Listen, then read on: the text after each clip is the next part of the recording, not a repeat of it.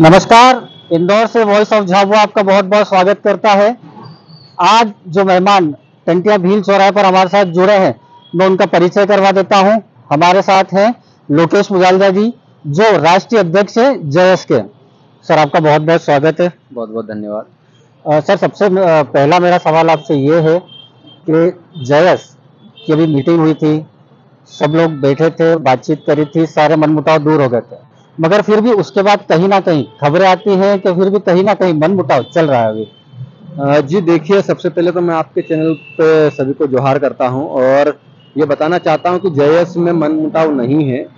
जो हमारी एकता है, वो एकता को खंडित करने के लिए कुछ लोग जो अपने स्वार्थ के चलते कहीं पार्टी में चले गए हों, वो मनमुटाव वाली स्थिति बना सकते हैं, लेकिन जेएस में कभी भी मनमुटाव नहीं है। आप देख रहे हैं कि जय आदिवासी युवा शक्ति जो जेएस है, आज भी पूरे देश के और मध्य प्रदेश के संपूर्ण आदिवासी, चाहे वो भील हो, भिलाला हो, बारेला हो, पटले हो, सबको एक सूत्र में बांधने का प्रयास कर रहा है और इसमें सफल भी हो रहे हैं। तो जेएस में कभी मनमुटाव नहीं है। हाँ, कुछ पार्टी समर्थित जो लोग हैं, जो पार्टी के साथ रहना चाहते हैं, वो अलग है, क्योंकि जेएस एक सामाजिक विचारधारा है, समाज के लिए काम करती है, समाज के संवैधानिक अधिकारों के लिए काम करती है।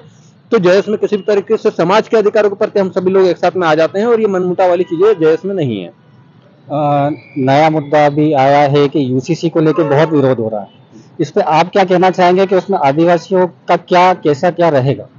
जी देखिए, अभी यूसीसी यानी कि यूनिफॉर्म सिविल कोड, जिसको हिंदी में हम समान नागरिक संहिता बोलते हैं, जो संविधान की धारा 44 में अनुच्छेद में लिखा गया है, लेकिन जो यूसीसी है, वो यूसीसी इस देश में रहने वाले 15 करोड़ से ज्यादा आदिवासी हैं। अभी फिलहाल मध्य प्रदेश में 2 करोड़ से ज्यादा आदिवासी निवासरत हैं। उनकी जो रूढ़ी प्रथाएं हैं, जो उनका कस्टमरी लॉ है, जो उनकी रीति रिवाज है, उस रीति रिवाज पर प्रहार करने का एक तरीका है। क्योंकि यूसीसी में आप देखेंगे कि उसका नाम ही है एक समान नागरिक संहिता, यानी कि भारत में रहने वाले तमाम लोग, वो किसी भी जाति को सब एक हो जाएंगे। इस देश में हो क्या रहा है कि इस देश में, इस देश को हिंदू राष्ट्र बनाने की परिकल्पना की जा रही है, जबकि ये हिंदू राष्ट्र नहीं है, ये सिंधु राष्ट्र है और सिंधु संस्कृति का राष्ट्र है। जो हमारी आदिवासियों की जो संस्कृति है, वो सिंधु संस्कृति से मिलती है, सिंधु सभ्यता का हिस्सा है और वहां से हम लोग पर्यावरण को, धरती को बचाए रखने के लिए आगे बढ़ते गए और उसी को अनुच्छेद 13(3) का में संविधान में रखा गया, जिसको विधि का बल प्राप्त है। ये संविधान कहता है कि अनुच्छेद 13(3) को विधि का बल प्राप्त है। उस विधि के बल को खत्म करने के लिए, उनकी रूढ़ी प्रथाओं को खत्म करने के लिए, उनके संवैधानिक अधिकारों को खत्म करने के लिए यूसीसी लाया जा रहा है। वरन ये सिर्फ आदिवासी की बात नहीं है, इस देश के एससी, ओबीसी और माइनॉरिटी के भी अधिकारों का हनन होगा और इसमें उनके भी संवैधानिक अधिकारों को खत्म किया जाएगा। तो यूसीसी का हम जेएस परिवार और पूरे मध्य प्रदेश सहित पूरे भारत देश के आदिवासी, आप देख रहे हैं जगह जगह पे यूसीसी का विरोध कर रहे हैं, चाहे वो झारखंड के आदिवासी हो, चाहे मणिपुर के आदिवासी हो, चाहे पूर्वोत्तर राज्य के आदिवासी हो, चाहे राजस्थान, झारखंड, राजस्थान के, गुजरात के, महाराष्ट्र के। तो यूसीसी हम लोग मंजूर नहीं करेंगे। अगर यूसीसी लागू हुआ तो इस देश में उन्मूलन होगा।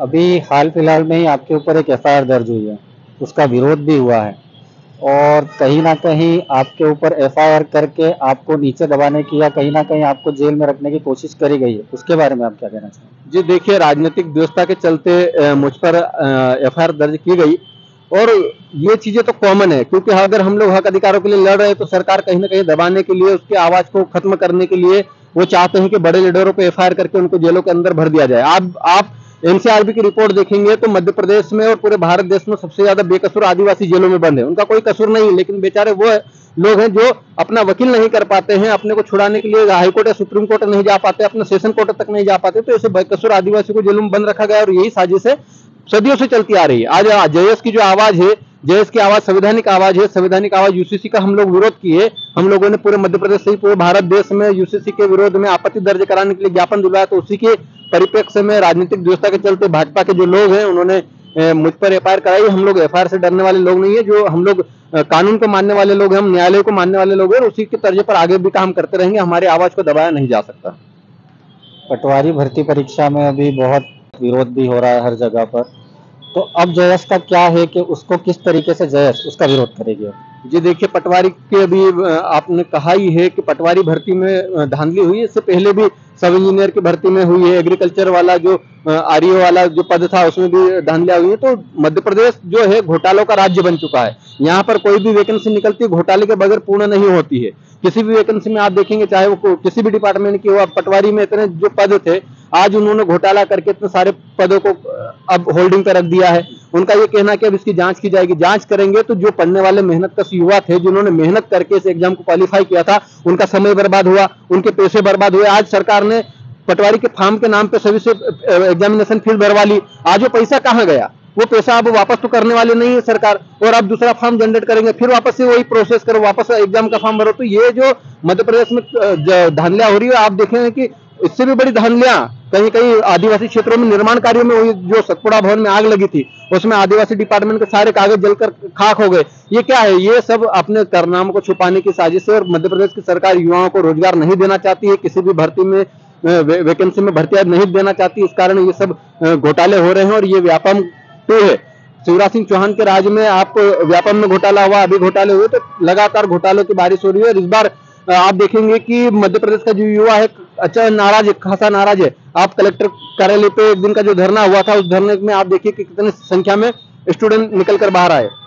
वो अपने हक के लिए आए, वो अपनी मेहनत के लिए आए थे। तो ये मध्य प्रदेश में जो घोटालों की सरकार है, इस बार मध्य प्रदेश की सरकार जाने वाली है। उनको लग चुका है कि अब हम लोग जाने वाले, तो कहीं ना कहीं घोटाला करके अपना पैसा अवरने में तुले हुए। एक आखिरी सवाल है, जयस आगे चल के क्या रणनीति रहेगी और क्या चुनाव लड़ेगी जयस? जी बिल्कुल, देखिए जयस का उद्देश्य रहा है कि जयस सामाजिक, है ना, शैक्षणिक, आर्थिक और राजनीतिक क्षेत्र में युवा नेतृत्व तो तैयार करेगा। और पिछले 10 वर्षों से जयस मध्य प्रदेश सहित पूरे भारत देश में काम करा, अलग अलग राज्यों में भी हमारी कार्यकारिणियां गठित है। तो हम लोगों का जो उद्देश्य था, सामाजिक क्षेत्र में युवा जागरूक हो चुके हैं, शैक्षणिक क्षेत्र में युवा जागरूक हो चुके हैं। इसी के कारण आज आप देख रहे हैं कि इंदौर में टंट्या भील की मूर्ति लगी हुई है। ये भी कहीं ना कहीं जयस की सामाजिक जागरूकता का ही परिणाम है, वरना टंट्या भील को लोग डाकू कहते थे, चोर कहते थे। आज यहाँ पर मूर्ति के सामने आज हम लोग इंदौर के टंट्या भील चौराहे पे खड़े हैं। तो ये जागरूकता का असर है, और यही जागरूकता अब राजनीतिक क्षेत्र में भी आ चुकी है। हमारा जो युवा है वो राजनीति में जाने के लिए तैयार हो चुका है। हम लोग स्वतंत्र नेतृत्व के रूप में, इंडिपेंडेंट, कांग्रेस और भाजपा से अलग हटके हम लोग विधानसभा चुनाव में हमारे जो साथी जाना चाहते हैं उनको हम लोग उतारेंगे। क्योंकि विधानसभा में गए बगैर वहां पर कानून को बनाने वाले लोग नहीं होंगे, जो वहां पर बात रखने वाले लोग नहीं होंगे। क्योंकि कांग्रेस और भाजपा से आजादी के बाद से हम लोग कांग्रेस और भाजपा के विधायक बनाते आए हैं। हमेशा 47 जो रिजर्व सीट है उसमें से आदिवासी लोग चुन कर जाते हैं, चाहे वो कांग्रेस से जाता है चाहे भाजपा से जाता है। लेकिन आज तक आदिवासियों के संवैधानिक अधिकारों की बात नहीं की है।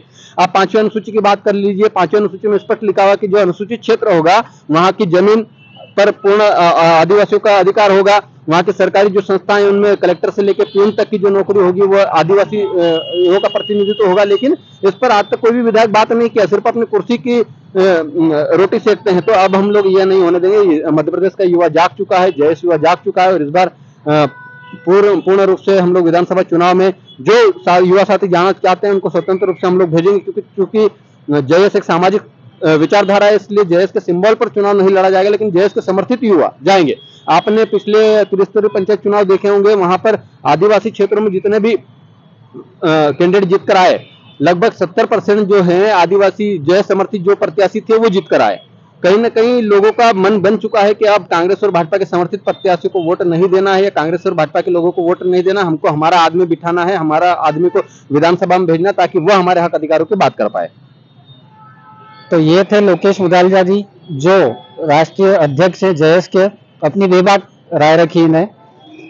अगले मेहमान के साथ इंदौर में हम फिर से आपके साथ मिलेंगे। वॉइस ऑफ झाबुआ के लिए मैं प्रियंक तिवारी।